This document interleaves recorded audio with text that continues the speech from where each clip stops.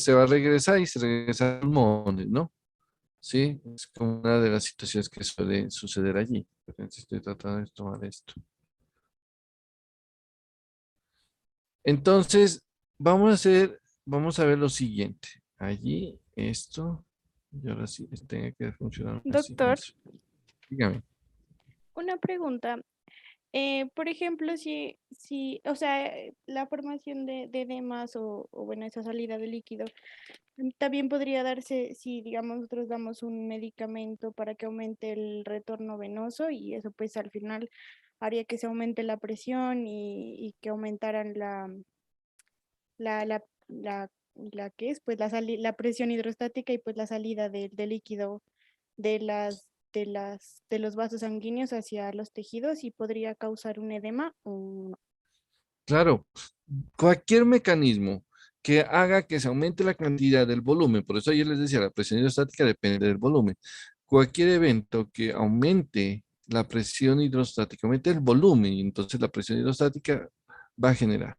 En este caso, como usted lo dice, si usted le suministra más líquido al paciente, sí, o un medicamento que le retenga esos líquidos, ellos van a tratar de pasarse al espacio intersticial. Pero ahí viene la otra contraparte que también les decía. Viene la presión oncótica, ¿sí? La presión oncótica va a tratar de hacer que ese líquido no salga. Entonces, ahí como también les decía, les dije, esto se encuentra con un equilibrio, ¿no? Está tratando de salir y el otro tratándola de que no salga, ¿sí? Y ese equilibrio, pues, es el que nuestro organismo necesita y va a empezarlo a utilizar para diferentes, digamos, procesos, mecanismos del mismo sistema circulatorio en diferentes regiones.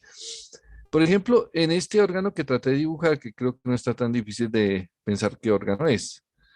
¿Qué órgano es que traté de dibujar ahí? El hígado. Muy bien, entonces traté de dibujar el hígado. Listo. Entonces imaginemos que el hígado, a él le está pasando por dentro la vena cava. Sí, bueno, por acá llega esta vena, después se convierte en la vena cava. Bueno, todo esa. Listo, entonces ahí. Entonces, imaginemos un proceso cicatricial, un proceso de fibrosis bastante extenso en esta zona, ¿sí? Unas áreas de fibrosis, vamos a dibujarlas que como que fueran algo así bien irregular, esto aquí, ¿sí? Que sean áreas de fibrosis ahí, ¿sí? Unas áreas bien densas de fibrosis, lo que parece el coronavirus allí. Entonces, y esta fibrosis allí empieza a ser tan densa, ¿sí? Que empieza a comprimirla al vaso, ¿sí? Entonces, este vaso, digámoslo así, este vaso que era todo esto, digamos que es todo esto, ¿sí? Aquí. Pero esto lo empieza a comprimir, lo empieza a encerrar, digamos así. Allí coloquémosle más que son la cantidad de esto, entonces no lo deja pasar y se está encerrando. Y no deja pasar bien el volumen de sangre. Entonces, en ese punto, lo que vamos a observar, esta área que les digo que es área de fibrosis, ¿sí? Aunque queda medio rara, bueno, digamos que es un área de fibrosis, ¿sí? Que es ya cirrótico. Entonces, esta zona no va a pasar bien el flujo sanguíneo y hacia la parte de acá abajo, si yo lo pudiese decir de esta forma, ¿sí? Yo podría tomar ese mismo. Hacia la parte de acá abajo, ¿qué va a suceder? ¿Qué creen que va a suceder? Se va a represar, esto es el líquido. Y esta parte inferior va a empezar a tener mayor cantidad de líquido que ha venido, que tuvo que represarse por el fenómeno. ¿Sí? Entonces se represa y queda así, y todo este vaso de acá queda de esa manera. ¿Sí? Entonces, es como para decirles que en ese evento, ¿sí? El que estoy tratando de mostrar allí, y que de pronto lo podría usar otro poquito mejor así, que así. Sí, hacia la parte de allá abajo se va a generar es un represamiento, ¿sí? Que va a terminar con unos vasos muy llenos de líquido, ¿sí? Estos vasos, ¿sí? Este vaso de acá arriba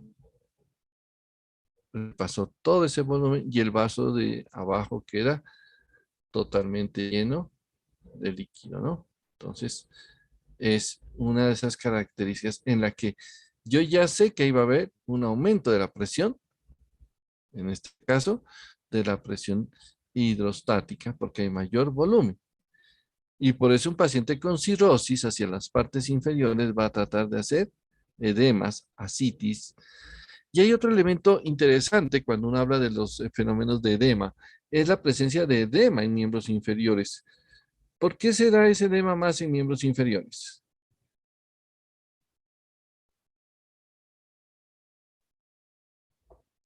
Debido a la gravedad, doctor, tiene que ser, pues las válvulas se pueden dañar y no sube la sangre. Bueno, sí, un evento es eso, la gravedad.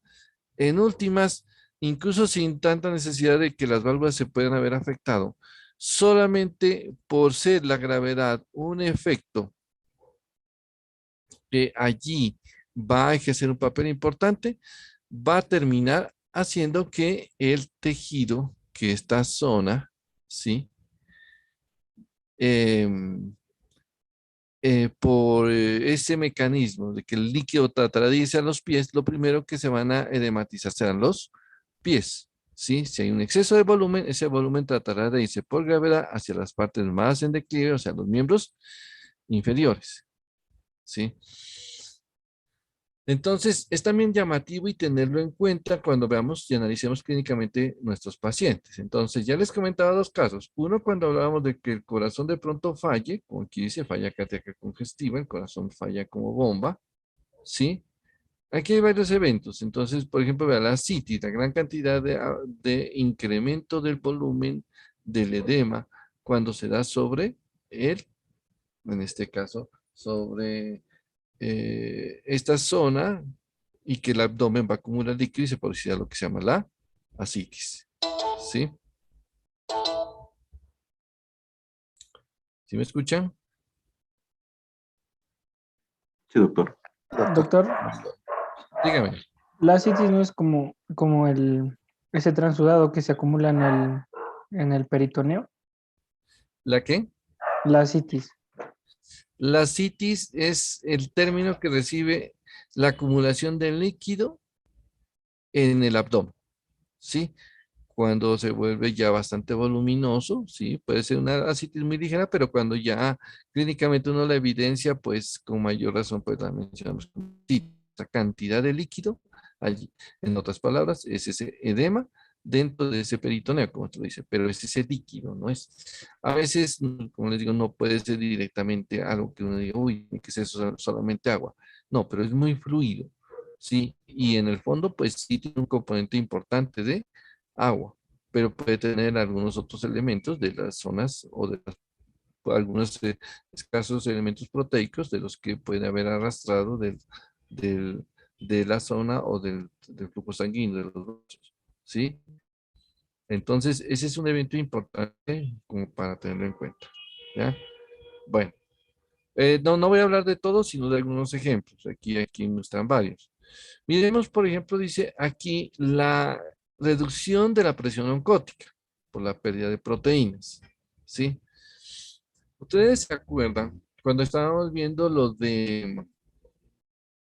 que tenía que ver la, con lo que eran las acumulaciones intracelulares, ¿sí? Sucede que en un órgano como el riñón, ¿sí? En el riñón, uno podría tratar de ver, eh, ¿sí? Que en él se puede, él está, pues, generalmente, o él está produciendo la orina, ¿sí? Digamos que el riñón fuera como esta cosa que quiero más o menos medio dibujar aquí, ¿sí? Este como que parece un pan, pero digamos que este fuera como un riñón, ahorita lo ubicamos como si fuera un riñón. Sí, imaginemos que fuera un riñón. Sí, un riñón. Bueno, no le vamos a agregar más nada. Sí. Entonces, este riñón, o sea, de por sí, él está diseñado así para producir orina, pero él no permite, o su función no es hacer que de la sangre saque proteínas, porque las proteínas es algo bastante complejo para la producción. Entonces, ¿qué sucede? Este riñón, al tratar de, al enfermarse, cuando sus glomérulos se afectan, por ejemplo, en una entidad que se llama como el síndrome nefrótico, sucede que él va a perder esa capacidad de evitar que se pierdan proteínas y se van a perder entonces ahora proteínas, ¿sí? Cuando hablamos de la acumulación era que el riñón va a tratar de recuperar esas proteínas y las células del riñón recogen las proteínas y las veíamos ahí metidas dentro de las células tubulares. Pero por más, digamos, trabajo que se están poniendo esas células tubulares, proteínas se están perdiendo. Al perderse esas proteínas, entonces está empezando a caer la presión oncótica, ¿sí? Aquí lo menciona. Pérdida de proteínas en las glomerulopatías, especialmente lo que se denomina el síndrome nefrótico, el que hace que se pierdan muchas proteínas, ¿sí? Entonces, esto que está sucediendo, se están perdiendo esas proteínas, pues lleva a que el paciente pueda presentar también edema, ¿sí? Cuando tenemos un paciente, ¿sí? Un niño, pensemos esa situación y esperemos que no se presente mucho, ¿sí? Un niño que consume en el desayuno, pues, bueno, ahora no puedo decir que voy a consumir papa porque esa está bien cara, ¿no? Entonces, porque decimos, podría haber dicho que consumía en la mañana papa, al mediodía papa, bueno. Digamos que consume en la mañana agua de panela, en la tarde, en mediodía de almuerza panela y después por la noche algo de panela. Estoy diciendo que él no consume proteínas, ¿sí? Una dieta hipoproteica, ¿sí? Cuando esto sucede, ¿qué ha pasado con el niño? ¿Cómo se lo ve? ¿Sí? Porque esto se ve más en niños. ¿Cómo se lo ve? Se lo mira, doctor, con la pancita inflada. Exacto, se lo ve como erróneamente que lo interpreta la mamá como que está gordo, ¿cierto? Y de pronto la mamá dice, yo lo llevo al médico porque es que este niño esa piel está muy débil, se le lesiona mucho, tiene muchas infecciones, le da muchas gripas, o sea, otros eventos, pero el niño está gordo, según ella. Pero realmente el niño no es que esté gordo, el niño es que está hinchado, está lleno de líquido. Yo creo que si ese niño, si exagerando un poco, si ese niño pudiese, si el agua sonara, ¿sí? El niño al caminar haría con el agua que está moviéndose dentro de él, ¿sí? Sus tejidos están totalmente llenos de líquido. Eso no es masa muscular, no es tejido, eh, pues, del parenquimatoso, eso es más líquido que tiene allí. Y como dijo el compañero, en el abdomen se le nota bastante porque ahí ya también hace ascitis, ¿sí? Entonces, miren que en esos casos hay una situación que yo se las comento para que tengan cuidado, es el siguiente evento, ¿sí? Digamos que a usted le llevaron ese niño para que haga, para que lo valore y le dé un tratamiento. Usted le dice a la señora y la señora después de comentarle ese tipo de dieta, usted fácilmente concluye que el paciente o el niño está malnutrido, ¿sí? Entonces, él no tiene buena nutrición porque pues ha presentado un poco aporte de proteínas. ¿Cuál será el tratamiento? Ingesta de proteína. ¿Cierto? El más sencillo, cambiémosle la dieta, pongámosles proteínas. Sé que no va a ser tan sencillo porque pues comprarse un agua de panela no es tan fácil como comprarse o sea, es más cara un huevo, un perico que tiene proteínas que se consuman agua de panela, ¿no? Pero digamos que ya logramos hacer y concientizar de que tiene que hacer un cambio en esa dieta, ¿sí? Tenemos que estar muy atentos porque apenas le cambiamos la dieta, ¿qué va a suceder?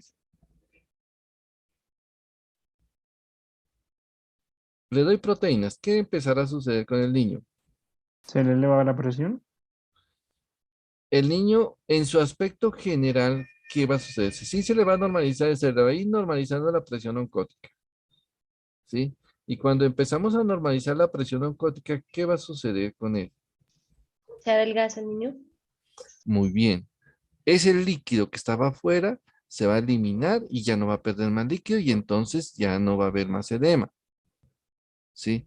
Ahí vendría una situación muy, muy complicada y que tenemos que explicarse muy bien a la mamá, porque si donde yo le diga a la mamá, vea, le va a dar un desayuno, pensemos que solamente le incrementa que consuma huevo 3 veces al día, por exagerar un poco, pues, digamos que consuma huevo como algo proteico. Y la señora ve que el niño empieza a adelgazarse, porque según ella estaba gordo, ahora ya dice se está adelgazando. El niño no se está adelgazando, se está deshinchando, que es diferente, ¿no? Pero ella no lo entiende así. ¿Y qué va a pensar? Va a pensar que la dieta que usted le mandó es una dieta que acaba con el niño. Uy, me lo acabó con esa dieta, vea de flaquito que lo dejó. No, el niño flaquito siempre estuvo, desnutrido siempre estuvo. Lo que pasa es que la hinchazón que tenía, el edema que tenía, no le dejó ver lo hinchado que estaba. Ahora que le quitamos el edema, nos damos cuenta lo desnutrido que estaba ese niño. ¿Sí? Pero es una situación que debemos de manejarla muy bien con la familia, porque si no, pues créanme que van a seguir con la misma dieta y con los mismos problemas que generará esa falta de proteínas. Hay algo adicional frente a esto, ¿sí? Y en comparación con el evento por la presión hidrostática, cuando se produce, cuando se produce una situación como la que le estoy comentando, una situación de tipo, eh, de pérdida de proteínas, sí. La presión oncótica cae. Y nosotros hace un rato decíamos, cuando hay el problema obstructivo, como el que mencionábamos en el hígado, la presión hidrostática aumenta, ¿cierto? Pero cuando aumenta la presión hidrostática se va hacia los sitios de declive, o sea, hacia los miembros inferiores, ¿sí? Porque la gravedad atrae hacia allá y allá se acumula y el evento del edema se va a generar allí.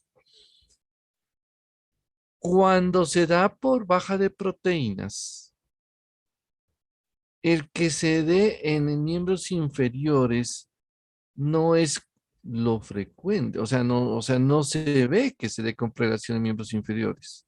Se da en todo el cuerpo. ¿Por qué?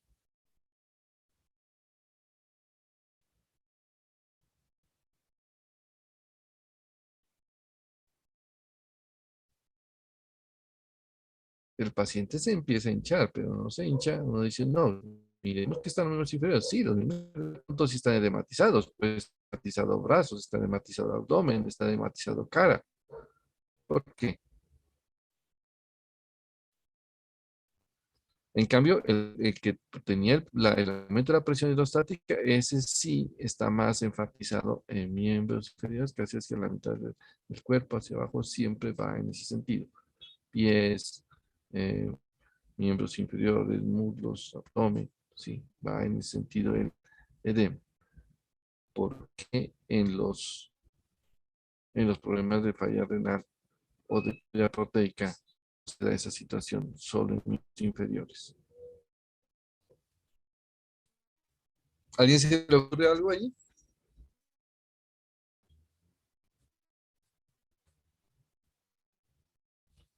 Miren que cuando se da este evento que estoy comentando, la baja de proteínas se está dando en todo en toda la sangre de todos los órganos, ¿sí?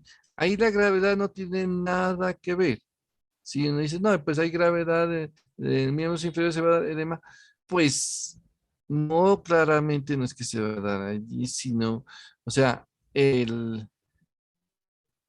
si es por presión hidrostática, sí, por gravedad, pero como la pérdida proteica se manifiesta en todos los órganos, no hay ninguna prelación, entonces una diferencia bastante interesante y llamativa que nos podría ayudar a encasillar a uno de estos pacientes sería cuando nosotros vemos que ese paciente, digámoslo así, que ese paciente sufre ese fenómeno, pero en este caso se le ve, por ejemplo, en a nivel de, de párpados. De pronto ustedes han escuchado que dice el paciente amanece con los párpados hinchados, ¿sí? O sea, se le hincha la cara, miembros, en este caso la parte superior del cuerpo, o sea, las zonas con más tejidos laxos, miembros, o sea, los párpados tienen un tejido laxo y ese tejido laxo es el que se hincha y es el que nosotros lo vamos a ver como un fenómeno de tipo edematoso, ¿no? Entonces, ahí es donde podríamos ver un poco esa situación. ¿Sí? Entonces, como para tener un poquito claro qué es lo que está sucediendo allí, ¿sí? Entonces, ese evento nos dice que si el paciente, usted le pregunta que amanece con los párpados hinchados o usted observa que la cara está también edematizada, los párpados edematizados, una de las opciones bastante posibles con él es que tenga un edema por falta de proteína, o sea, una caída de la presión, en este caso de la presión oncótica. ¿Qué pasaría? O sea, ya tenemos esta situación, entonces sí. Pensemos o veamos que aquí nos dice otra cosa también, ¿no? Nos agrega algo más y se los voy a señalar porque a veces creo que no sé si se alcance a ver lo suficientemente el mouse. Pero miren, sí, les voy a señalar aquí que nos dice, aquí nos dijo esto, nos dijo que se produciría una citis. ¿Por qué causa? ¿Por qué enfermedad? Por, Por la cirrosis. ajá, y eso aumentaba la presión hidrostática. Ya lo vimos aquí. Miren, esto nos dio un aumento de la presión hidrostática, una gran cantidad de volumen porque no podía pasar. ¿Sí? Pero miren lo que nos dice acá. La hipoproteinemia también se puede producir por,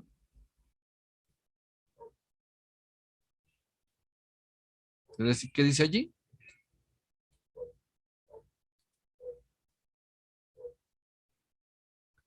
¿Qué deje señalado con la flecha? Cirrosis. ¿Por qué por cirrosis? También se puede producir pérdida o sea, de pérdida de la presión oncótica.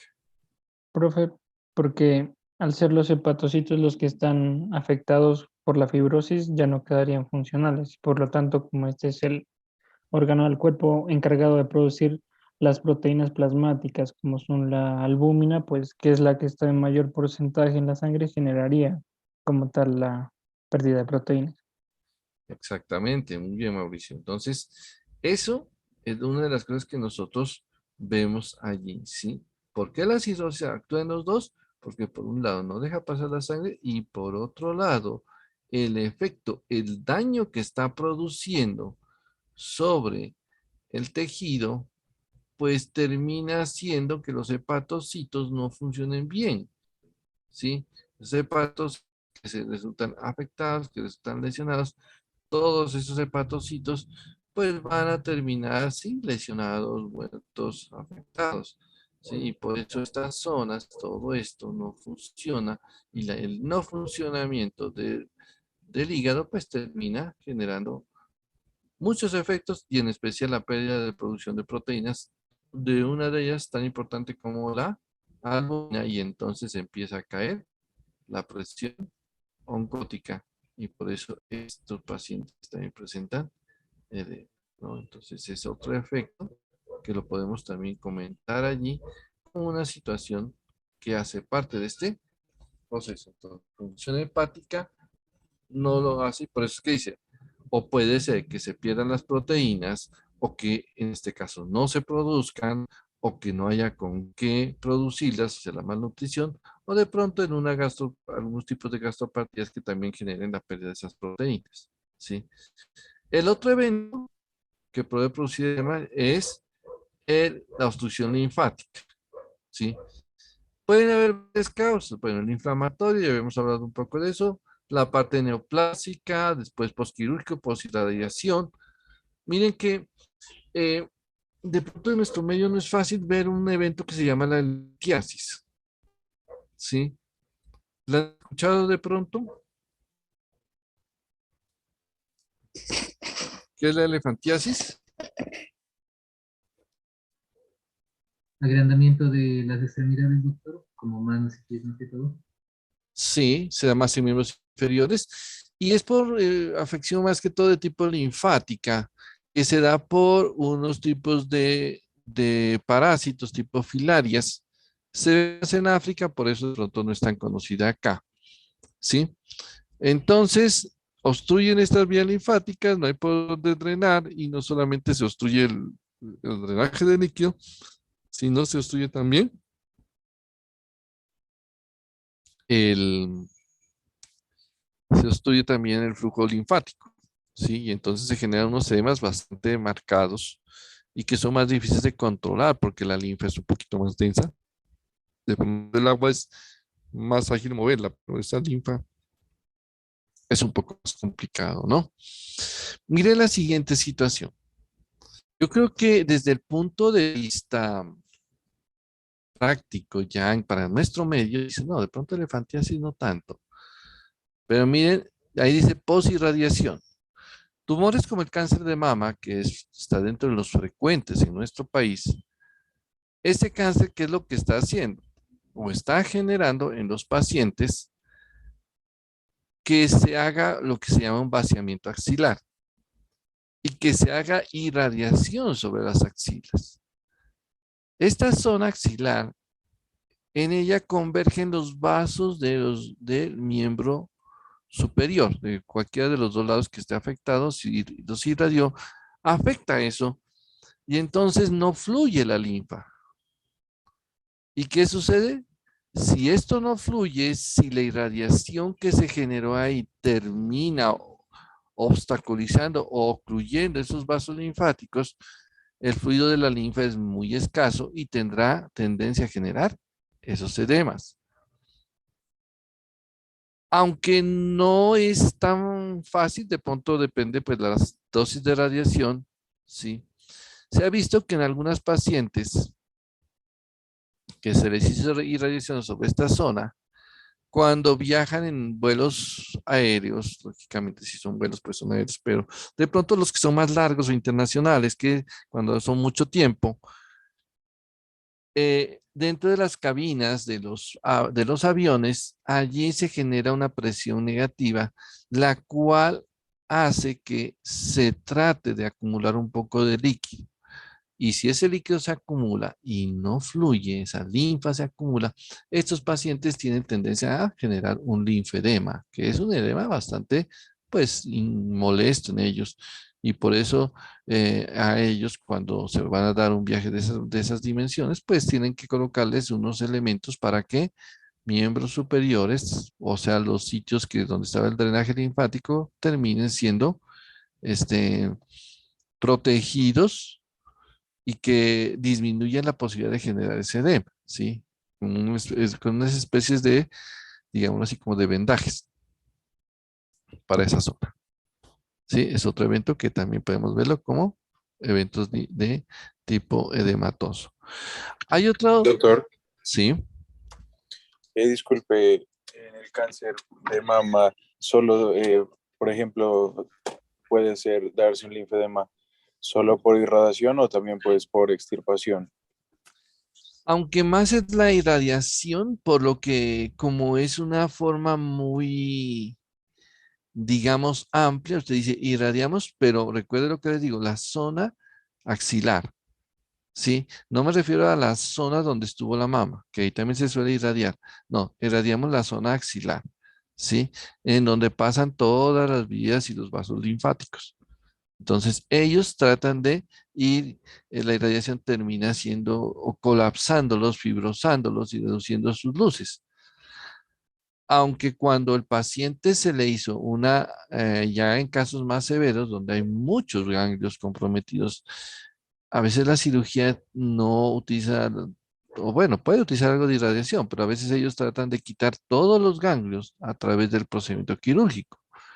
Y la zona también se vuelve o se afecta porque quirúrgicamente pues uno no puede ir cogiendo este vasito linfático, este otro vasito de acá, no, pues lastimosamente tiene que hacerlo, remover todos y en una forma, como decirlo, casi a ciega, ya que los vasos son muy pequeños, entonces usted los va removiendo y se va dando ese tipo de situación, ¿sí? Pero digámoslo, los dos eventos lo podría hacer, aunque la irradiación es un poquito más amplia de generarlo porque pues es extensa, ¿sí? En cambio, cuando uno corta un proceso, corta un evento, pues de pronto trata de cortar solamente la zona más afectada, pero la irradiación puede llegar hasta zonas que no están tan afectadas y las puede empezar a comprometer, ¿sí? Pues al final de cuentas afectaría el flujo linfático, que es lo que nos ilustra este tipo de evento, la obstrucción. El otro evento es la retención del sodio, ¿sí?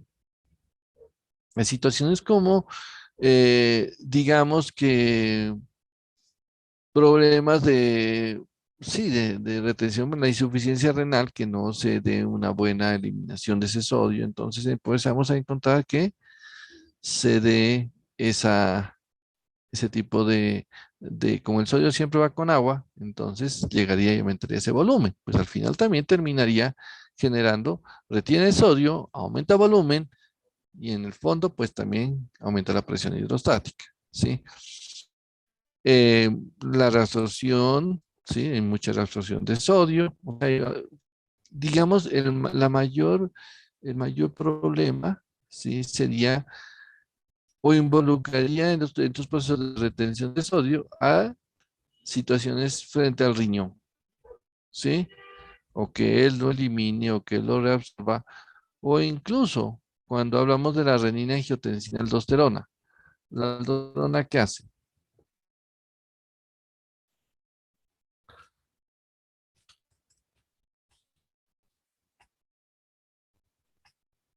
La aldosterona, profe, Sí, la aldosterona.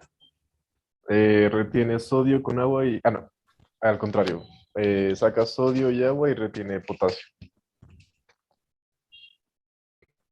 No, como estaba lo primero, Al ayuda a revés. retener Entonces, eso. retiene Sí, sodio, agua y saca potasio. Entonces, exacto. Sí. Ese evento es que también nos ayuda a aumentar el volumen y tendríamos la posibilidad de generar edema. E incluso, aunque no es que sea frecuente verlo, pues de pronto una inactivación de la hormona antidiurética, ¿sí? Creo que de pronto las personas que han tomado licor, pues yo creo que aquí en el salón no conocen esa situación, que es tomar licor, de pronto eso, pero los que toman licor se cuentan, porque yo lo hago, entonces ellos cuentan que se toma licor y en este caso, ¿qué es lo que se detiene la hormona antidiurética? ¿Sí? La hormona antidiurética, ¿qué hace? Retención de agua, Evita doctor. la diuresis. ¿Cierto? Y si la bloqueamos, entonces se produce más orina. Eso es lo que hace el alcohol, ¿sí?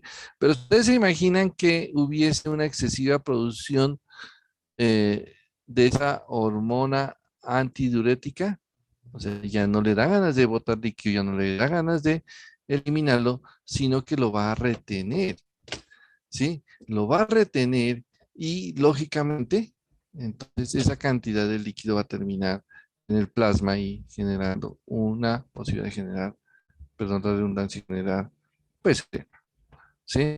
Y el último evento es la inflamación, que ya hemos hablado de que aguda o crónica terminará generando extravasación de líquido a través de las paredes como parte de los mecanismos fundamentales de la inflamación, pero que se suele acompañar de procesos de tipo, en este caso, de tipo hematosos, ¿sí? Entonces miren que esa fue como una ilustración de las formas como se puede presentar el edema. Vamos a ver enseguida, ahora sí. Bueno, esto ya lo habíamos contado, que la presión oncótica y la hidrostática están en equilibrio. También, igual, la misma situación. Aquí nomás resaltaba que la presión oncótica trata de que no salga líquido al espacio intersticial.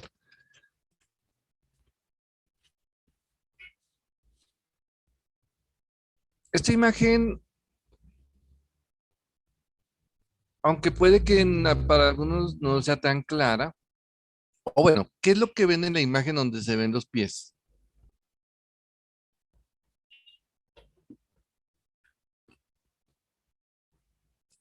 Están edematizados. ¿Cómo se dan cuenta? Porque no tiene como las características de que se le vean las venas ni los tendones, sino que están redonditos los pies, como si estuviera una bombita inflada. ¿Listo? Sí, es un aspecto importante. Miren la siguiente situación. Fuera de eso, cuando ustedes están llamados en la parte práctica, ¿sí? Notarán que dicen un mecanismo, una forma de evaluar el edema es, mira que el edema deje fobia. ¿Qué quiere decir fobia? Que deje un hueco, ¿sí? ¿A qué me refiero? Allí, en esa zona, se nota que ahí lo presionaron y dejó hueco, ¿sí? Lo mismo en este sitio. Se presiona y deja hueco, ¿sí? Se deforma la piel y queda como la forma del dedo, aquí.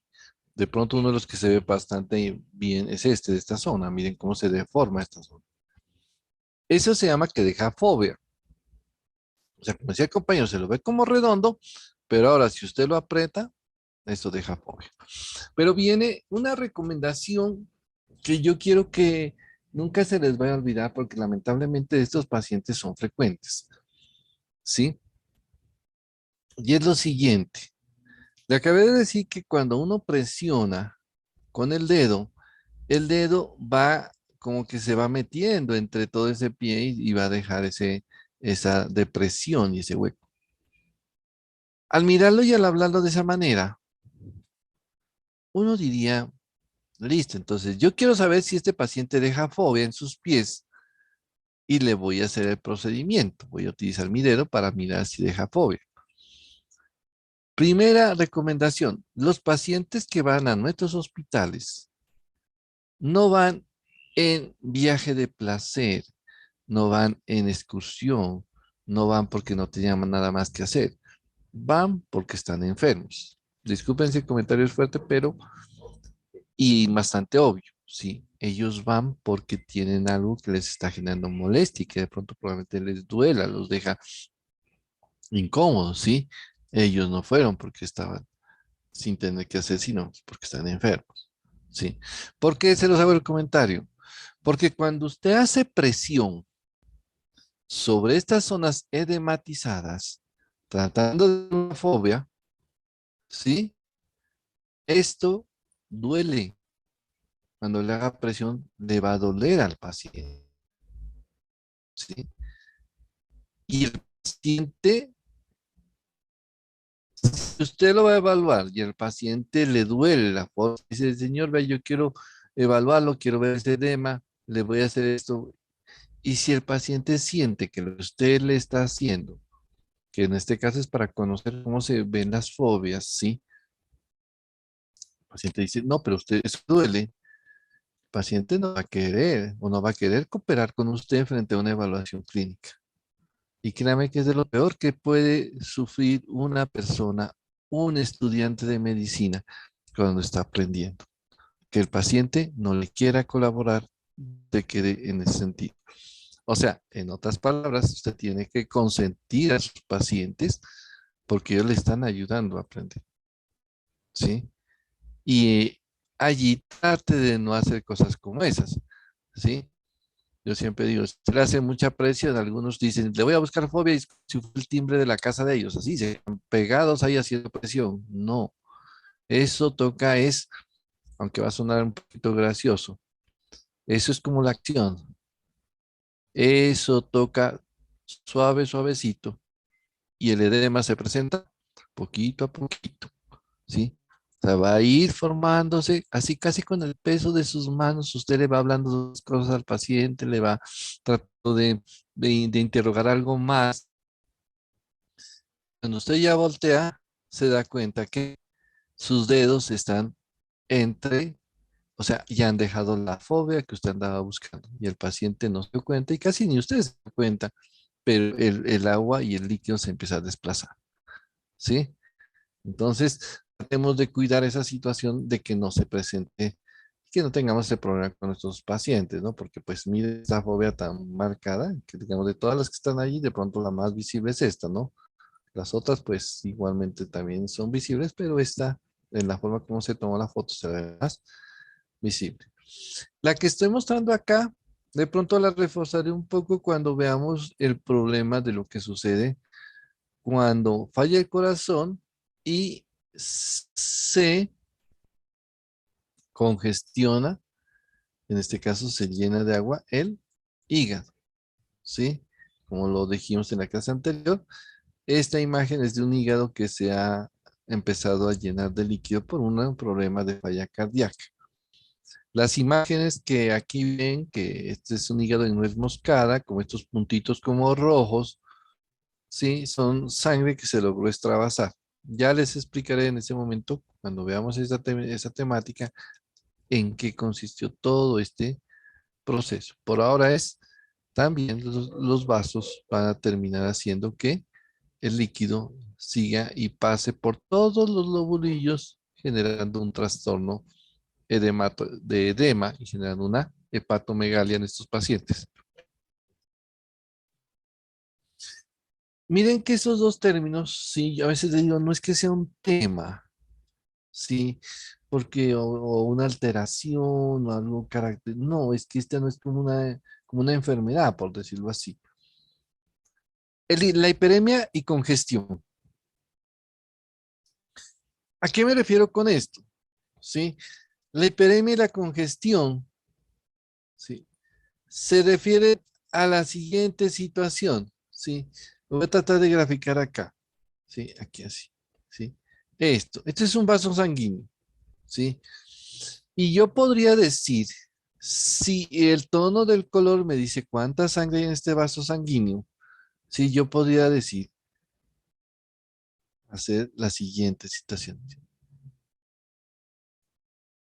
Esto, sí. Yo podría decir, aquí voy a comparar estos dos vasos, sí. Los voy a colocar mejor más acá arriba, porque si no parece que estoy explicando cada uno de ellos y no, todavía no.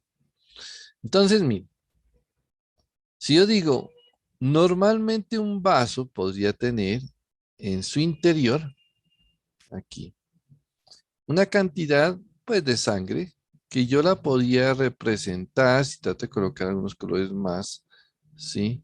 Veamos más colores. Yo lo podría tomar más como un color, digamos, algo así, ¿sí? O bueno, como este, digamos, ¿sí? Que ese sería como el color que tiene este vaso por la cantidad de sangre, ¿sí? Pero este vaso también tiene sangre, ¿sí? Y yo digo, este vaso está así, ¿sí? ¿Cuánto voy a cambiar un poquito este de acá? Si decíamos, a ver, aquí.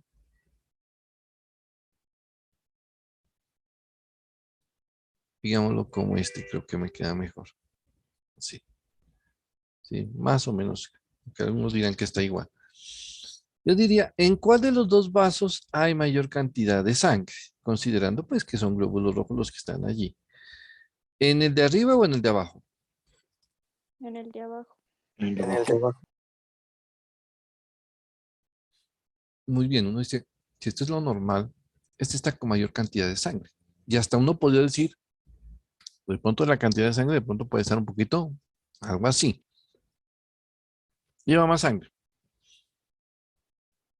Listo. Estos dos eventos, hiperemia y congestión, se refieren a eso, a que hay un aumento de sangre en los vasos sanguíneos. Causas varias, ahorita mencionamos, pero hay un aumento de ese volumen, como dice, pero dentro del vaso sanguíneo. Entonces, se dice que cuando el evento, ¿sí? Cuando ese evento se da en vasos, y aquí lo voy a hacer más que todo, voy a cambiar un poco la estrategia con la que estoy explicando aquí. Cuando este evento se da en vasos arteriales,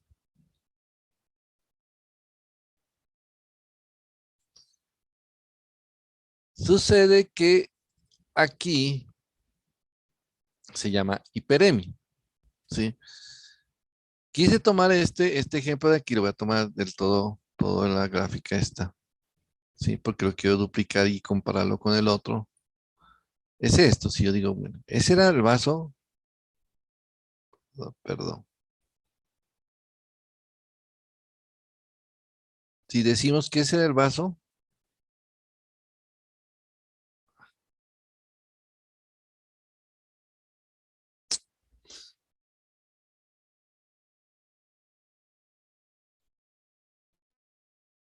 bueno, creo que no lo mueve. Eso es lo que quiero. Miren, entonces, la idea es la siguiente.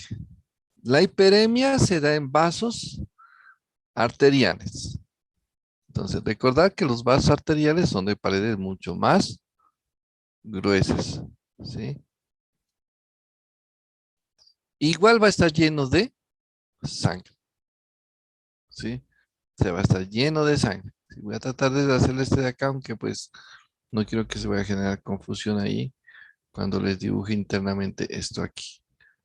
Va a estar lleno de sangre. Pero como los vasos arteriales son de paredes gruesas, son muy musculares, ¿sí? Este proceso es muy activo, no es un proceso lento, es un proceso rápido. Y como ejemplo de esto es la hiperemia que se produce cuando nos sonrojamos, o como lo popularmente conocemos cuando nos achantamos, ¿sí? Cuando una persona se sonroja, yo no puedo decirle se sonrojó, se va a sonrojar y véngase que dentro de media hora se va a empezar a sonrojar. No, eso va poco a poco dándose, no se va a dar exactamente, no se va a dar poco a poco, sino se va a dar rápidamente, ¿sí? Rápidamente se sonroja, o sea, los vasos se llenan rápidamente de sangre, ¿sí? Porque va por el lado arterial y la acción es mucho más ágil, mucho más activa. Entonces, ese evento que nosotros notamos. En cambio, cuando se da por los vasos de tipo venosos, en ellos la situación cambia porque se vuelve más lento, ¿sí? Entonces, aquí, aunque pues les digo que voy a dibujar la sangre interna, ¿sí? Perdón, voy a dibujar lo copio nomás y lo pongo allá, pero allí voy a tratar de dejar en la parte, este lado venoso, ¿sí?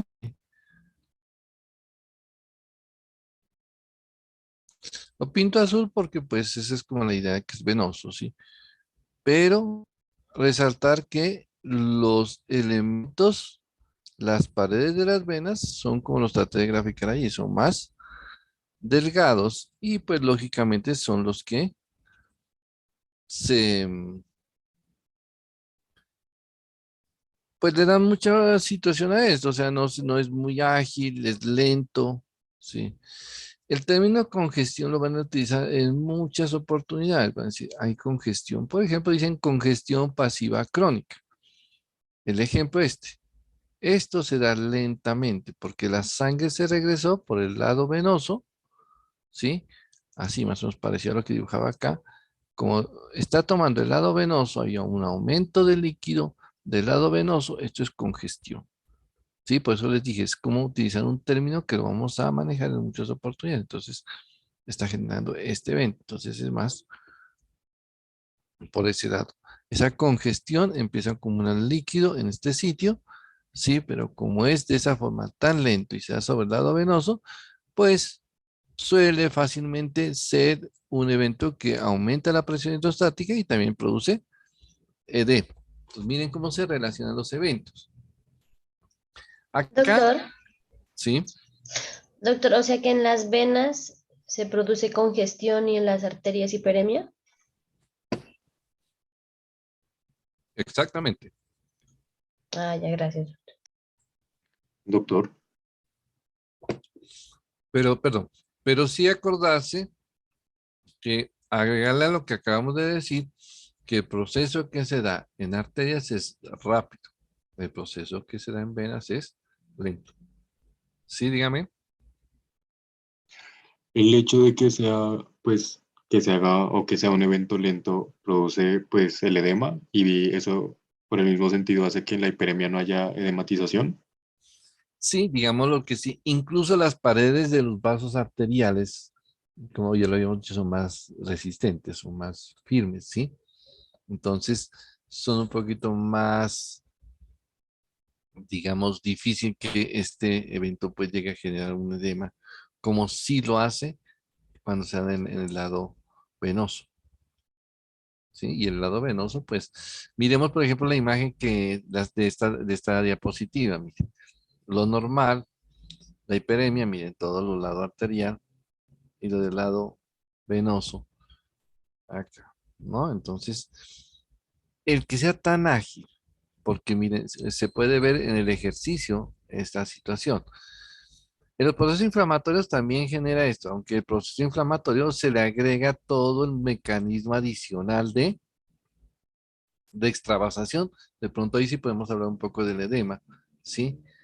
Dentro de esto, pero pues ya, ya que son más por mecanismos propios de la respuesta inflamatoria, no del mismo, la misma hiperemia. La hiperemia solamente se puede decir es el evento que hace que se ponga más roja la zona. Ya el otro evento ya es una característica del proceso inflamatorio. Y acá, la congestión, si cualquier proceso obstructivo, especialmente a nivel del lado venoso, ¿sí? Tratará de hacer esto. Cuando hay edema en miembros inferiores, por ejemplo, en pacientes que sufren varices, también encontramos una situación de esas, ¿no? Entonces, eso es lo que tiene que ver con hiperemia, congestión. Como les dije, son solamente términos, son definiciones, pero que las utilizaremos con mucha frecuencia. Pues ahí son, es el objetivo. Entonces, hablemos de este tema, ¿sí? El tema que se llama hemorragia. ¿Qué podemos decir que es hemorragia?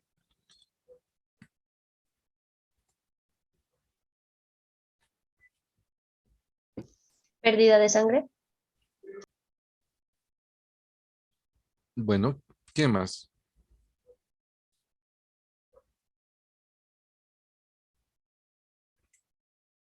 ¿Qué más dice? O complementa lo que dijo la compañera. Sería como una liberación de sangre que no se puede controlar o difícilmente se puede controlar. Bueno, miren, yo tengo una definición que suena, a veces suena algo graciosa, pero que si la analizamos suele ser o muy práctica y puede englobar mucho allí, ¿sí? ¿Por qué es una graciosa? Porque pues es algo, me recuerda a una propaganda de televisión. Hemorragia es cuando la sangre está en el lugar equivocado. ¿Sí? Como decía la televisión, decían, su dinero puede estar en el lugar equivocado. Ahora yo le digo, la sangre va a estar en el lugar equivocado. ¿Dónde debe de estar la sangre? En los vasos sanguíneos. Muy bien. Cuando la sangre no está en los vasos sanguíneos, eso es hemorragia. De alguna manera salió de allí, ¿sí? ¿Por qué? Es que lo que quiero hacer claridad es esto, que cuando pasa a los vasos sanguíneos, o sea, cuando la sangre está de estos vasos sanguíneos y pasa al intersticio, pues uno dice, salió la sangre, y si uno no ve brotar sangre que fluya, que salga así como fuente, a veces nos quedamos con la idea de que, dice, bueno, eso es hemorragia. Pero si la sangre sale lentamente, suavemente, de pronto uno dice, esa tiene como duda, esa como que no es hemorragia. Y ya vamos a hablar de algunos de estos eventos y situaciones en las que vamos a resaltar eso que tiene que ver con este proceso, ¿no? Entonces, hablemos ahora sí de algunas definiciones que estaban allí. Extravasación de sangre, aunque aquí se producida por la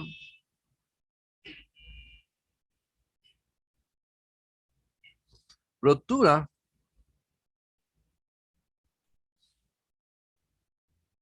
mejor coloquémosla así.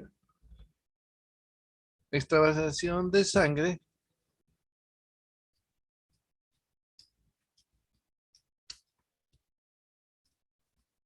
porque les digo, no siempre puede haber una verdadera ruptura. Puede ser que se esté extravasando por algunos incrementos de las presiones. El vaso está muy congestionado y empieza a salir sangre al espacio intersticial. ¿Sí? Entonces también va a haber algo de hemorragia. ¿Sí? Por eso lo coloco un poquito así, ya sea. ¿Sí? Coloquémoslo aquí, ejemplo, por rotura. Entonces, que es como lo más frecuente. Entonces, miren, que cuando decimos esto, uno dice, bueno, ¿y cuáles serían esas causas? Nos dice que en grandes vasos, arterias y venas, pues se puede dar por trauma, por aterosclerosis. O sea, el trauma fácilmente sabemos que cualquier elemento, de pronto un evento importante, lesiona un vaso y puede romper. La aterosclerosis va lesionando las arterias, termina con daño en ellas y finalmente lo rompe. Y otros eventos, ya sea erosiones, neoplasia, cualquier evento que pueda volver vulnerable la pared y se pueda romper. Entonces, esto sería como un evento bastante fácil y evidente de un daño como una ruptura de un vaso. Pero también cuando hay una congestión, como decía hace un rato, en los capilares también se puede dar estos fenómenos de extravasación y estaría considerado como de estos fenómenos de tipo de hemorragia. Sí, salió de los vasos y se pasó al tejido conectivo. Aquí les comento algunas situaciones, salgo un poquito hacia la parte de la semiología. Como para mencionar esto, habrán oído hablar de lo que se llama diátesis hemorrágica, ¿sí? Entonces, esta diátesis se hace relación, vea, a desórdenes que por diferentes enfermedades o patologías se produce un trastorno de la coagulación o no la hay.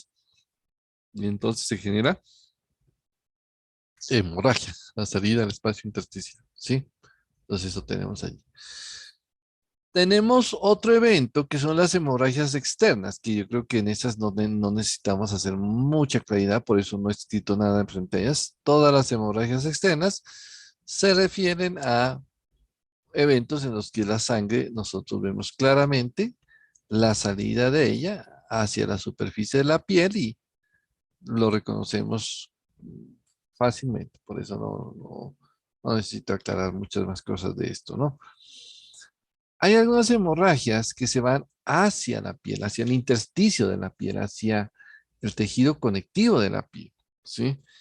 Cuando lo hacen así, se van hacia la piel, por eso quise hacer como claridad que van hacia ese lugar, pues se producen elementos o eventos como los que se denomina aquí, como los hematomas, ¿sí?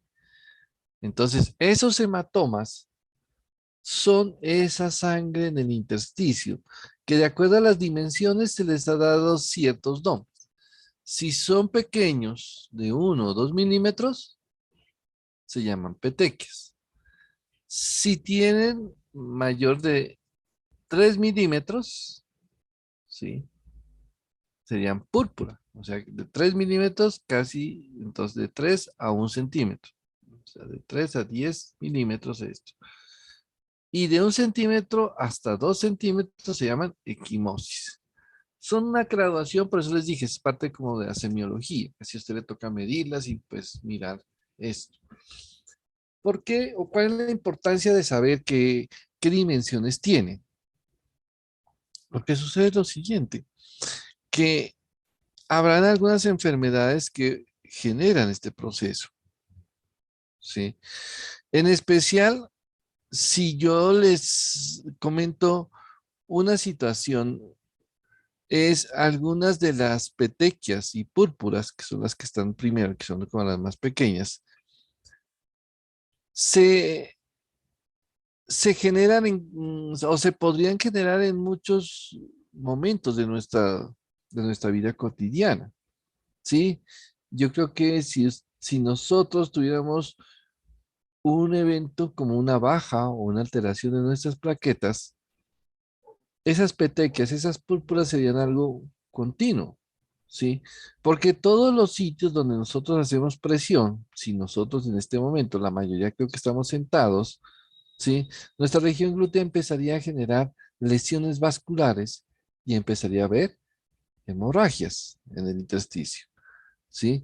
Incluso si usted dice, no, yo estoy apoyado con mis brazos o con mis codos sobre el pupitre o sobre mi silla, también serían sitios donde empezaría a haber hemorragia por la presión que está haciendo. Hasta por donde usted toca el lapicero también habría. Entonces, ¿por qué? Porque estos sitios generan lesiones, aunque sean mínimas, sale la sangre al espacio intersticial y estamos hablando de hemorragia. Pero ¿por qué no las vemos en una persona normal? Porque las plaquetas son quienes están activas en ese momento y son las que detienen el proceso en este caso, el proceso de sangrado, ¿sí? Recuerden que cuando uno habla de hemorragias o de lo que tiene que ver con la hemostasia, ¿sí? O sea, tratar de que se empiece a controlar estos sangrados. Nuestro cuerpo hace dos fases, una hemostasia primaria y una hemostasia secundaria, ¿sí?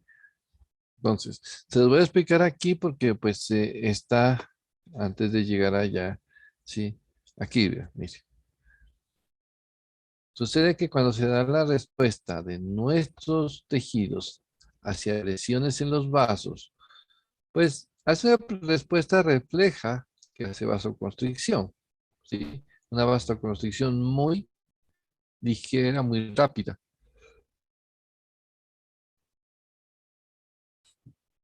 Al parecer, tratando de bloquear la pérdida sanguínea.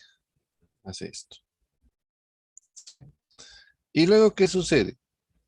Si ya esto ya no se controló, ustedes saben que después de esta pequeña vasoconstricción viene una vasodilatación porque ya se desarrolla la respuesta inflamatoria. Pero cuando nosotros lo miramos en este caso, ¿sí? Decimos, hay una lesión en el vaso, entonces lo primero que va a tratar de nuestro sistema es retener el proceso. Y miren lo que hace, forma lo que se llama el tapón plaquetario. Yo creo que esto ya lo habíamos trabajado, habíamos hablado del tromboxano, ¿sí? ¿En qué momento hablamos del tromboxano?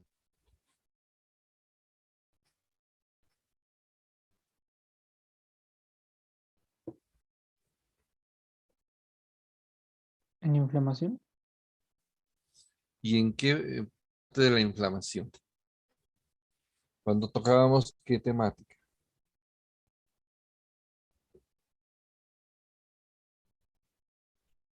cuando se degranulaba el macrófago, en la parte de la quimiotaxis,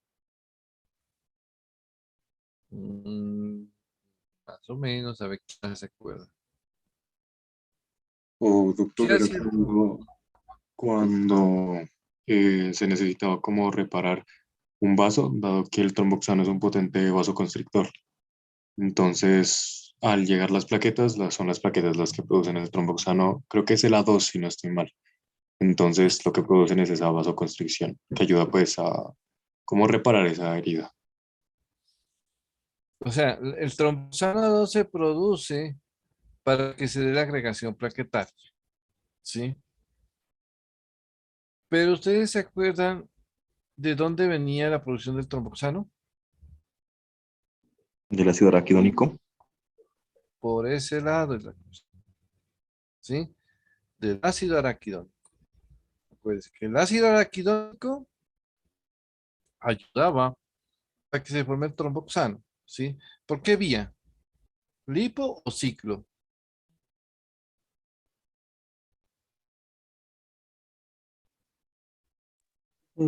ciclooxigenasa. Ciclooxigenasa. Bueno, listo, bien. Pero eso debería de ser algo que ya estén todos ahí listos para contestar, ¿sí? ¿Sí? Porque imagínense que hubiera sido el examen de ese tema, ¿no? Bueno, entonces es la ciclooxigenasa. Cuando hablábamos del tema yo les decía, ¿y la ciclooxigenasa con qué la inhibimos? Con AINES, Muy bien, con AINES. Uno de los más frecuentes que se utiliza para esa inhibición, ¿cuál es? ácido acetil salicílico. Muy bien, acetilsalicilasa. ¿Sí? Entonces, al bloquearla, ¿sí? Si yo bloqueo el tromboxano A2, no hay agregación plaquetaria, no hay hemostasia primaria, ¿sí? Que es ese efecto que nosotros estamos tratando de conocer aquí y recordar. Este efecto es algo muy, o sea, esta agregación es muy activa, muy presente, pero nosotros, se puede decir, no la sentimos, casi somos hasta cierto punto desagradecidos porque este proceso está ahí y nos está haciendo un favor muy grande evitando que se generen tantas pérdidas sanguíneas, aunque sean poquitas, pero estaríamos con muchas pequeñas petequias o púrpuras. Pero los pacientes que sufren directamente de las plaquetas, sí, ya sea en su función o en su número o en las dos cosas, estos pacientes presentan muchos daños, o sea, muchos procesos hemorrágicos y presentan ese tipo de lesiones en todo el cuerpo, ¿sí? Petequias o púrpura, ¿sí? Tanto así que hay una entidad que se llama púrpura trombocitopénica, y el término ya nos ayuda, trombocitopénica, o sea, tiene pocas plaquetas y es idiopática. Y saben que cuando decimos idiopática, quiere decir que lastimosamente no reconocemos verdaderamente su causa o su origen, ¿no? Todavía es una enfermedad un poco desconocida el- la causa, pero de pronto la fisiopatología sí se le conoce y eso nos ayuda también a tratar de hacerle un manejo a ella, ¿no? Entonces, esa púrpura trombocitopénica que les estoy mencionando, es como para ilustrar también este evento, ¿no? La baja de plaquetas que no funcionan y lo que estamos diciendo acá. ¿Sí? Quiero aprovechar la diapositiva solamente para decirles que cuando este mecanismo no es suficiente para controlar esos sangraditos, ¿sí? O si el sangrado es muy grande, la lesión es muy grande, y entonces dicen, no, pues yo cómo voy a lograr bloquear un sangrado si esta lesión es grande. Entonces, ¿qué hacemos? Dice, viene la hemostasia secundaria. Hemostasia secundaria que en últimas actúa y pone en manifiesto el aporte de la cascada de la coagulación, los factores de coagulación. ¿Sí? Entonces lo que tenemos es esa característica allí. Bueno, regresemos un poco acá para seguir completando esta parte, ¿no?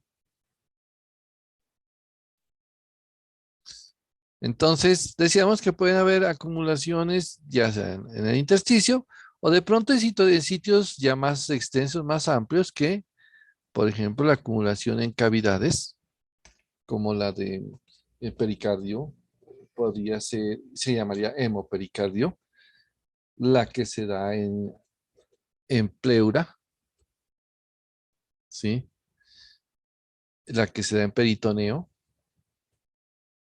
Entonces, y todas llevarían de hemo, ¿sí? Hemotórax, hemoperitoneo, bueno, serían algunas de las acumulaciones que llevarían si se dan en cavidad. Este punto, que aunque puede sonar un poquito, que se podría decir un poco obvio, sí, sí creo que lo tengamos como medio importante, ¿sí? ¿Qué factores que se consideran importantes, por ejemplo, sería la localización, la cantidad y el tiempo, ¿sí? Es un vaso importante y tiene una lesión bastante marcada, ¿sí? Puede que en poquito tiempo acabe con la vida de un paciente, ¿sí? Si el vaso sigue siendo importante, pero no tiene una lesión, o sea, una pérdida muy masiva, o sea, poca cantidad, y de pronto el tiempo también es corto, pues la pérdida sanguínea no va a ser significativa y el paciente, pues la recuperación va a ser bastante factible. ¿Sí? Entonces, en ese sentido es que nos toca empezarlos a tener y a mirarlos bajo estas condiciones. ¿Sí? ¿Qué, qué vaso, qué tanta lesión tiene y cuánto tiempo se ha dado ese tipo de evento? Allí podríamos colocar infinidad de situaciones. Me vienen a la mente varios eventos que yo había percibido y que se me presentaron cuando yo estaba en mi práctica, ¿sí? En un caso que yo les comentaba, que un señor tuvo yo les decía que el paciente decía en el familiar que murió de un cáncer gástrico, y yo le decía, pues no le hiciera el certificado de función porque no me era convincente para que era un cáncer gástrico. Y claro, cuando lo revisé no hubo cáncer gástrico, pero cuando le revisé el retroperitoneo durante la autopsia, me di cuenta que tenía una hemorragia bastante masiva porque se había roto un aneurisma de la aorta, ¿sí? De la aorta abdominal. Por ningún lado hubo salida externa del paciente de sangre, pero toda la sangre se fue a un tercer espacio, se fue a la parte del retroperitoneo. Y allá fue suficiente para matarlo. ¿Sí? La cantidad de sangre, por eso en un vaso muy importante, en una cantidad bastante grande que se generó y no necesitó mucho tiempo para que el paciente entre en colapso y muera. ¿Sí? El paciente no alcanzó a llegar al hospital, ¿sí? Se murió en el camino. Sí, es pues una situación bastante dramática, pero nos habla un poco más, o sea, de comprender este tipo de efectos, ¿no? Siempre miremos dónde se está dando y pues qué tan grande es y cuánto tiempo se ha venido desarrollando. Hay algunas tipos de hemorragias, ¿sí? Y incluso que hacen que el paciente nos muestre. Uno dice, un paciente lo encuentro pálido, anémico. Y la causa que yo sospecho es que el paciente tenga pérdida sanguínea, tenga hemorragia.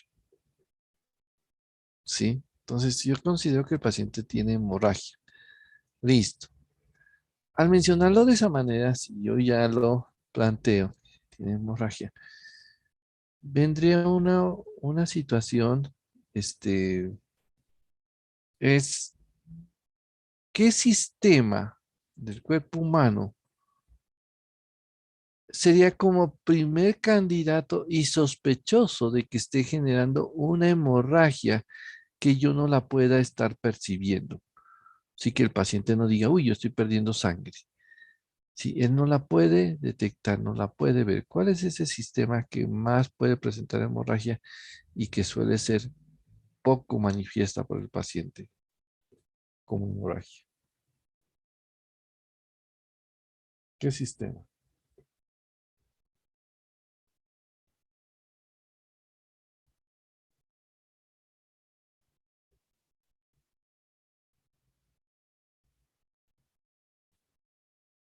Tranquilos, que no les estoy calificando.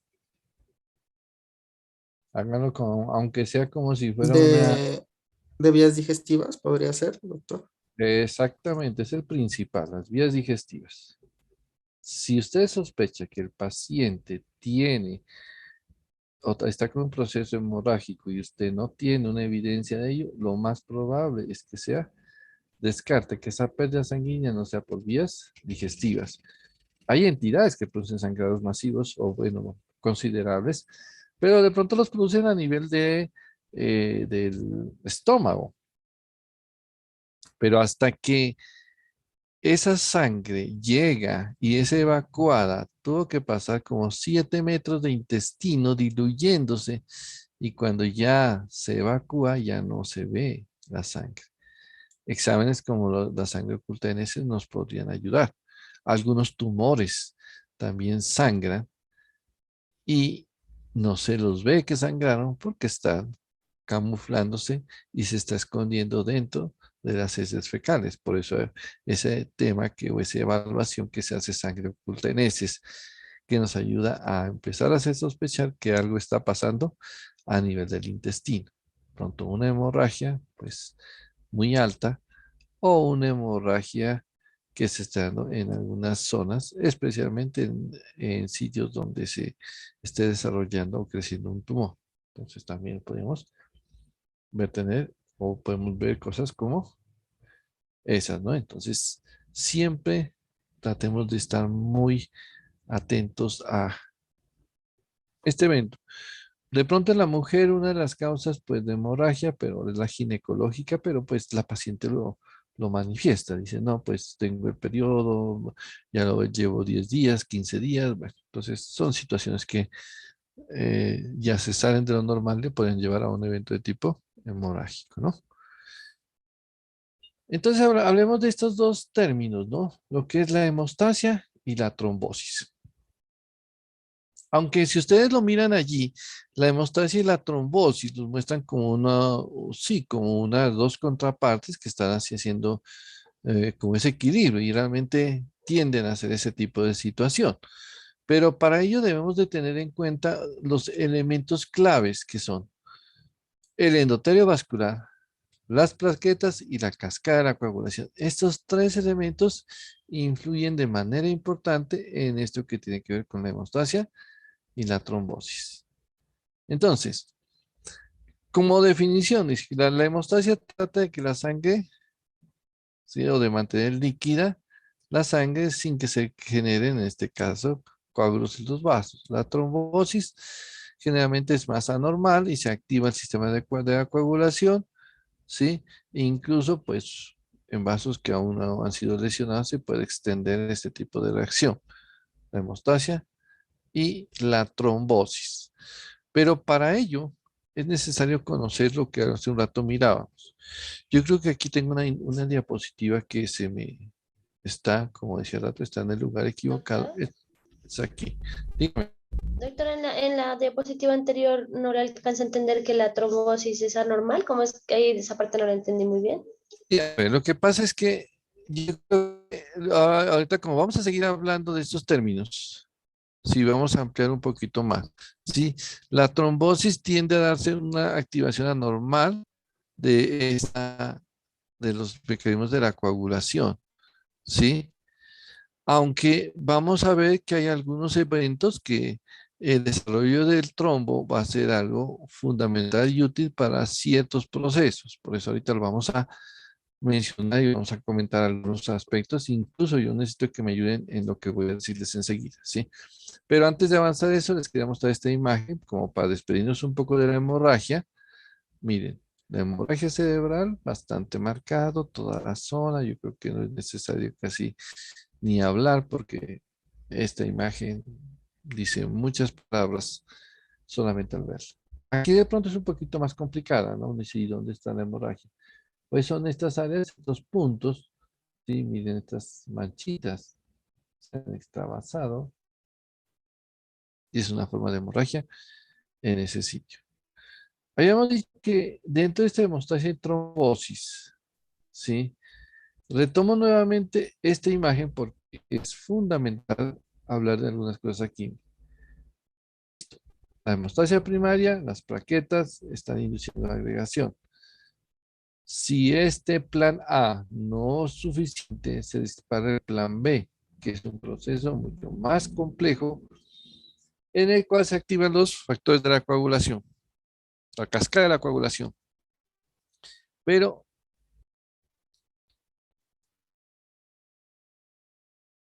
voy a hacerles una pregunta.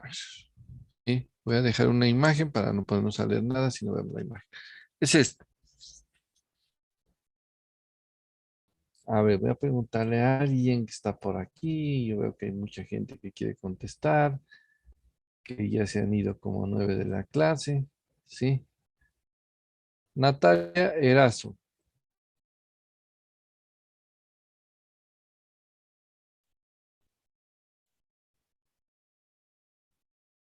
¿Sí está o no está?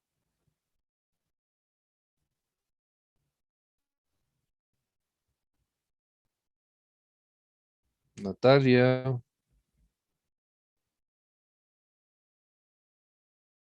Sí, doctor. Listo, bueno, ya nos conectamos. Bueno. Es lo siguiente, una pregunta sencilla. ¿Sí? Natalia, Profe, casi no le escucho. vea, ahí yo creo que me escucho mejor. ¿Qué es trombo?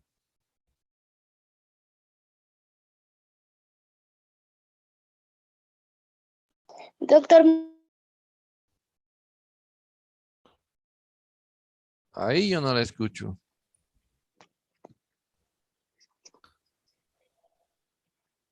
La pregunta.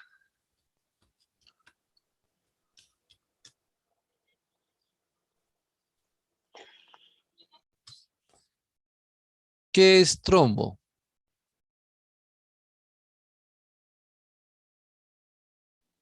la acumulación de, o sea, como la aglutinación de células o de fibrina, de glóbulos rojos, Bueno, de ¿alguien más? plaquetas. Bueno, ¿alguien más nos puede ayudar? ¿Qué es trombo? Doctor, Dígame, Carlos. pues en ese caso es un coágulo que se hace en un vaso, pues en ese caso creo que es por la arteria meningia media, que se hace no me acuerdo, por la meningia media y se hace como un tipo de hemorragia subaracnoidea intraparenquimatosa, si no estoy mal. Bueno, a ver. ¿Quién más tiene una idea de qué es trombo?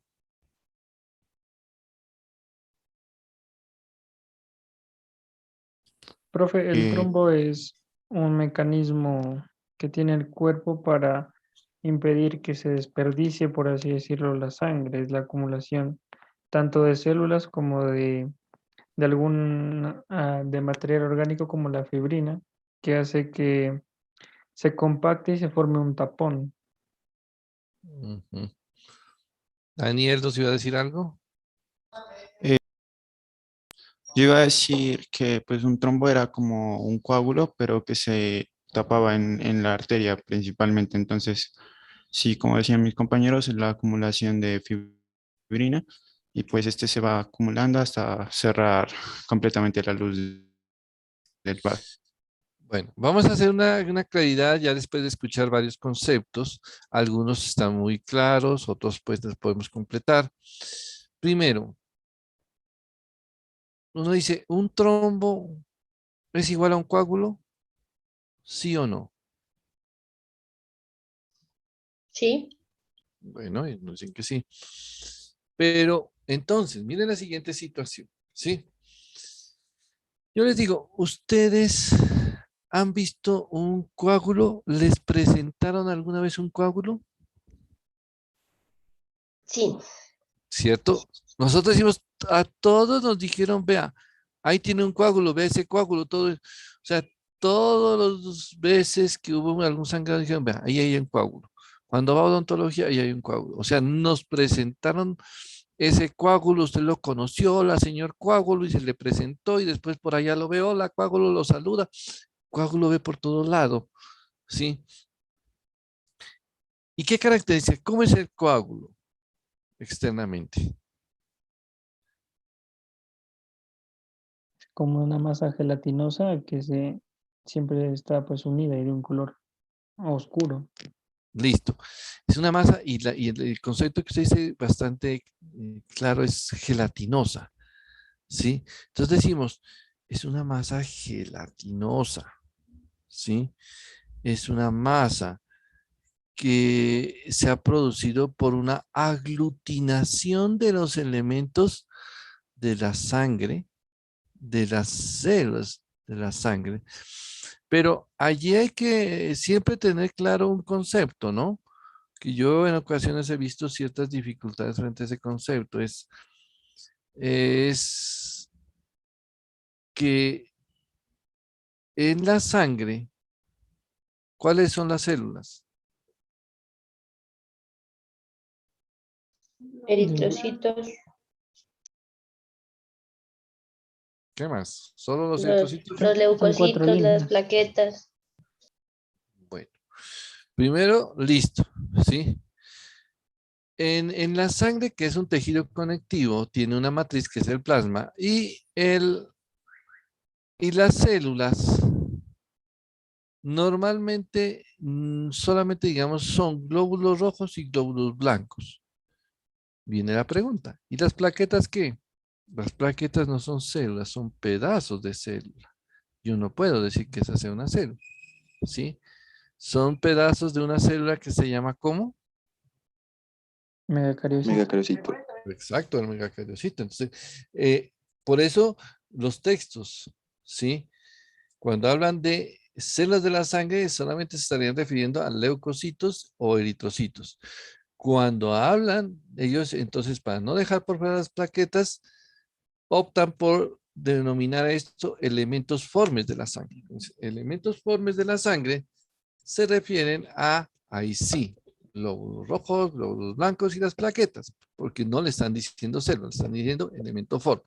Bueno, es como para dar un poquito una claridad frente a este evento en el cual decimos que es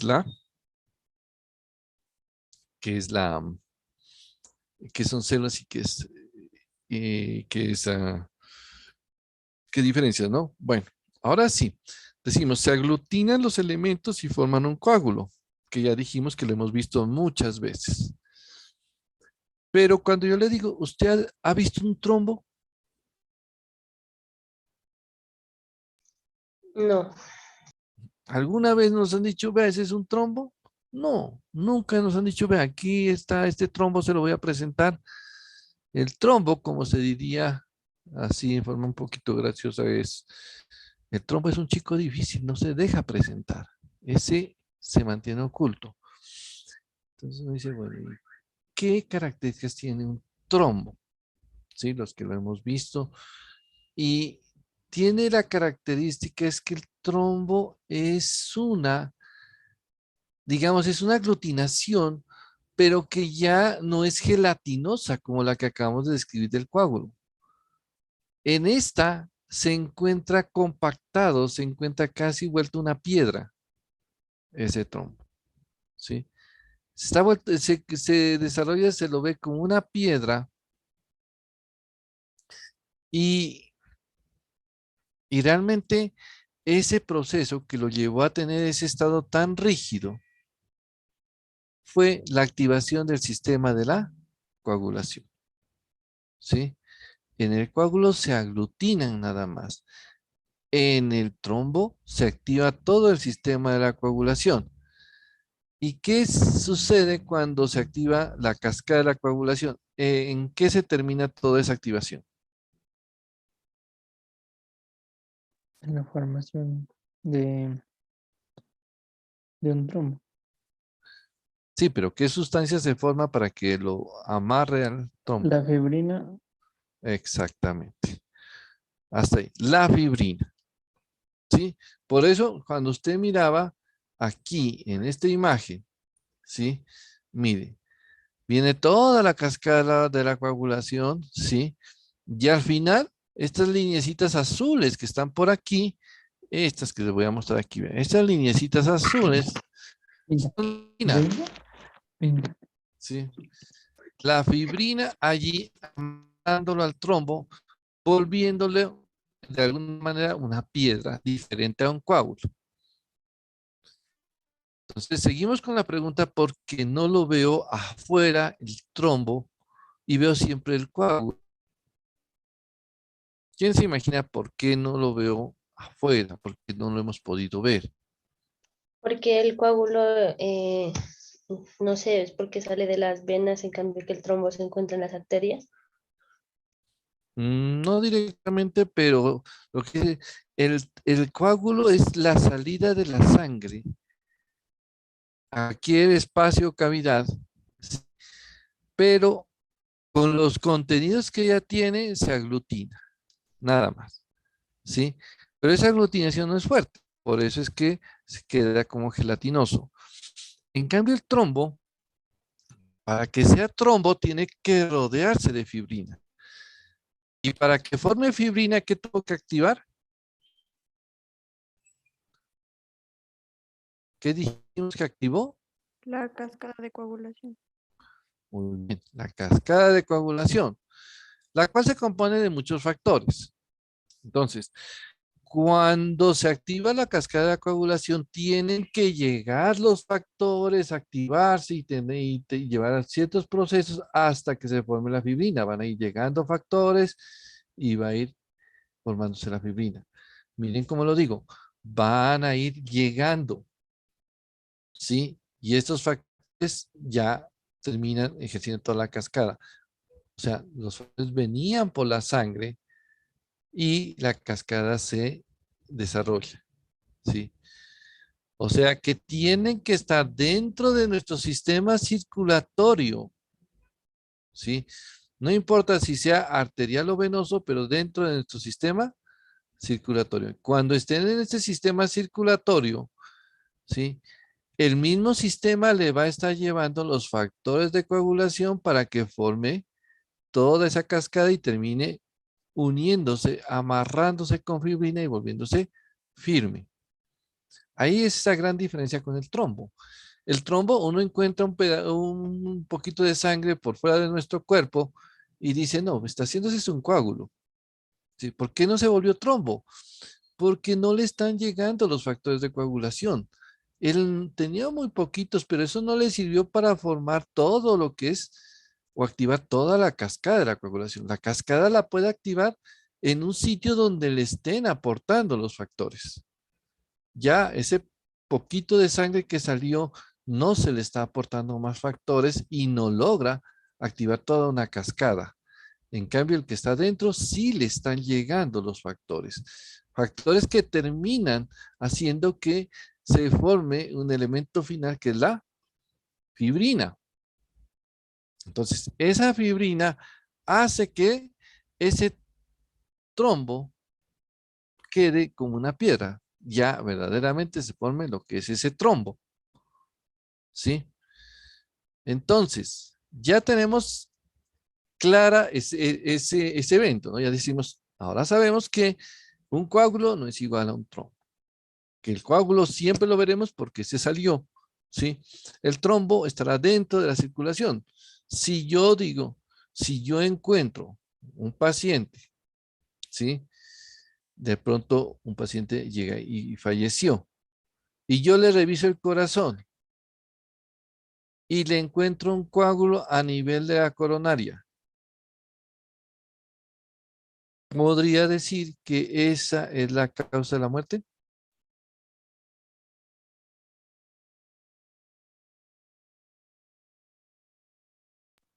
Sí, profe, sí se podría. ¿Por qué? Porque si tiene un coágulo, ahí ese taponamiento, pues no le estaría llegando suficiente suministro al corazón y causaría necrosis y no se podría contraer. En otras palabras, le pregunto, ¿y un trombo podría hacer eso? Sí, es así, es en un nivel ya capilar, pues podría ser, pero pues podría ser necrosis y isquemia, pero de una zona pequeña, si es un ¿Cuál trombo de los pequeño. dos hace mejor taponamiento? ¿El trombo o el coágulo? El trombo, profe, porque es más rígido y pues creo que no Exacto, dejaría pasar nada. exacto. El coágulo, vamos a mencionar lo siguiente. El coágulo, cuando nosotros, si tuviésemos alguna oportunidad de hacer una autopsia, o cuando ustedes tengan esa oportunidad, porque no creo que sea factible que todos, que coincidamos en ustedes y yo hacerla, pero cuando tengan que hacer una autopsia, se van a dar cuenta que mientras más tiempo se haya dejado al cuerpo, ¿sí? Vamos a encontrar coágulos en múltiples vasos del cuerpo. Acuérdense lo que les dije. La sangre, cuando cae unas gotas de sangre, se van a formar coágulos, ¿sí? Se amontona y se forman coágulos. En ese caso, si yo sé que se están formando coágulos en diferentes sitios, ¿sí? Entonces, usted sabe que ya no está por fuera del cuerpo, pero están allí formando, o sea, ya está el paciente falleció, la sangre se quedó quieta y se formaron coágulos, ¿sí? O sea, un coágulo se puede formar. En este caso se está formando y generalmente vamos a encontrar en forma post-mortem, ¿sí? Esos coágulos. Si el sistema se activó, debió de ser un evento en el cual estén llegando los factores de coagulación y por lo tanto lo que tiene que haber no es un coágulo, sino un trombo. Entonces, en otras palabras, si yo encuentro un coágulo, es un evento que podríamos decir se formó después de que él murió, ¿sí? Pero si yo encuentro un trombo, el trombo se debió de formar cuando la sangre estaba circulando y cuando los factores de coagulación estaban siendo aportados, o sea, cuando la sangre fluía, llevando factores de coagulación y haciendo toda esa activación hasta llegar a fibrina. O sea, el trombo se dio cuando estaba vivo. Si yo encuentro un paciente con un coágulo a nivel cardíaco, no le puedo asegurar y no le puedo decir que esa sea la causa de la muerte porque es un evento que generalmente, como les dije, los vamos a encontrar a nivel de post-mortem porque se quedó quieto la sangre. Pero si yo encuentro trombos, yo no puedo decir el trombo se formó después de que se murió, nunca. El trombo se formó cuando estaba vivo. Y ese trombo, cuando estaba vivo, probablemente, si está a nivel cardíaco, fue el que generó el taponamiento y finalmente la obstrucción y muerte del tejido coronario y del tejido cardíaco, sí, por obstrucción coronaria y la muerte del paciente. Entonces, miren que ya yendo y encasillándolos cada uno de ellos, uno dice, como dijo el compañero ahora, el trombo es el que se llevaría todos los méritos, o sería en este caso el homicida de ese paciente, ¿sí? Porque es el que en últimas generó toda esa catástrofe que terminó con la vida de ese paciente al afectar toda la función cardíaca. El coágulo realmente no es algo que genere verdaderamente obstrucción si es que se alcanza un poco a desarrollar. Algunas cavidades pueden formar unos que otros coágulos, ¿sí? Pero realmente los trombos son la mayor amenaza, ¿sí? Y los coágulos, como ustedes se dan cuenta, y ya lo hemos dicho más de una oportunidad, son gelatinosos. El torrente sanguíneo trata de llevárselos, diluirlos, si es que de alguna forma se trataron de formar, ¿sí? Doctor, Sí. ¿los coágulos también podría decirse que son los mismos que las embolias o son diferentes? Ya vamos a hablar de las embolias, ¿sí? Es un término que yo sé que a todos se les va cruzando y qué bueno que lo tengan en cuenta. Ya lo veremos cuando trabajemos exactamente ese tipo de evento, las embolias. Y ya como para ir terminando, ¿sí? Es lo siguiente. Si tenemos un trombo, ¿listo? Ya hablamos, hay un trombo. Pero el funcionamiento y la formación de un trombo, pues en últimas es una parte de una reacción de nuestro cuerpo, ¿sí? La pregunta que quiero hacerles es, ¿yo puedo destruir un trombo? ¿Nuestro cuerpo lo puede destruir? Sí, profe, siempre lo hace porque si no, pues se quedará ahí y siempre estuviera pues taponando digamos, Y los capilares. sí, bueno, capilares o los vasos venosos arteriales, pero la pregunta entonces la completo, ¿sí? ¿Y cómo lo destruye? Hay factores, dentro de los factores que se consideran dentro de la cascada de coagulación, los últimos pasos ya son la fibrinolisis del coágulo. ¿Y cómo la realiza? A través de la Eh, plasmina. Muy bien, exactamente, ¿sí?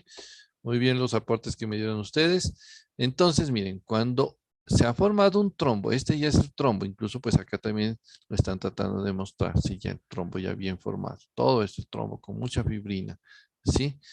Entonces, aquí viene la acción de la plasmina, ¿sí?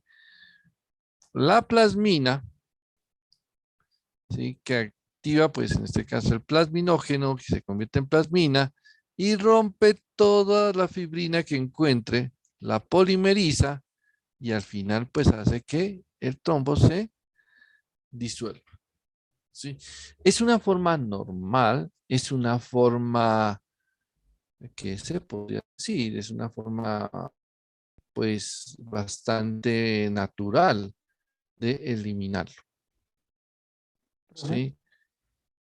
Y como lo acabo de decir el compañero, pues dentro de esto los trombos no deberían de permanecer mucho, sino se van a eliminar, ¿sí? Para hacer ese tipo de situación. O sea, este proceso, esa activación fibrinolítica es la que nos hace que los trombos pues puedan ser elementos pasajeros, ¿sí? Aunque habrá momentos en que de pronto son muy grandes y tendríamos algunos inconvenientes. Por decir algo, ¿usted cómo haría para evitar que se formen trombos?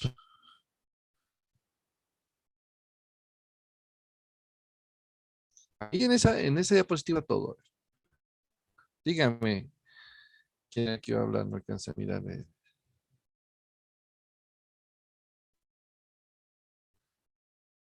¿Quién nos iba a comentar? ¿Qué haría para que no se formen trombos?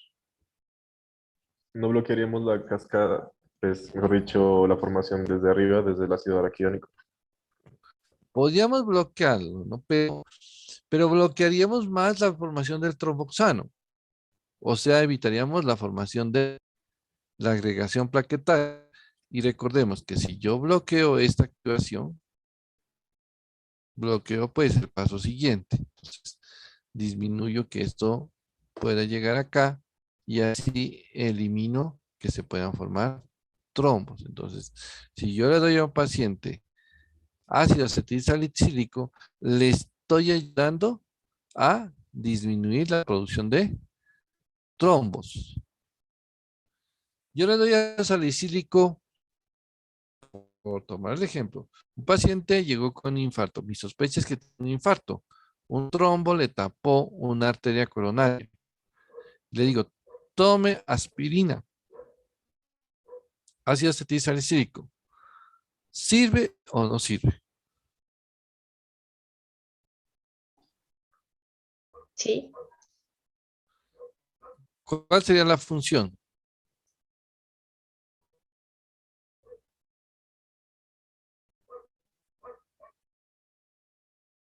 ¿No sería algún medicamento que aumente la producción de plasmina? Bueno, plasmina o que no plasmina. Por ese lado es más la solución. El ácido acetilsalicílico solamente ayudaría para que no se formen nuevos trombos. Pero lastimosamente ya hay un trombo bien formado y que está tapando. ¿Sí? O sea, en ese momento ya no me serviría la aspirina para controlar el evento de la oclusión por el trombo. Yo lo que necesito es destruir el trombo. Y la única forma de destruirlo es utilizando plasmina. ¿Sí? Y uno de los elementos, pues actualmente se maneja un medicamento que se llama el TPA, ¿sí? El activador tisular del plasminógeno, ¿sí? Que son de estos elementos que se están manejando para este tipo de proceso. ¿Listo? Entonces, vamos a dejar allí estos conceptos. Yo sé que vayan repasándolos, ¿sí? Ya pues la próxima clase va a ser presencial, entonces vamos a entre todos a participar un poquito más y a tener en cuenta muchos de estos conceptos que los vayan revisando. ¿Listo? Bueno, entonces ya nos vemos la próxima clase. ¿Para cuándo quedamos con el examen? ¿Para dentro de?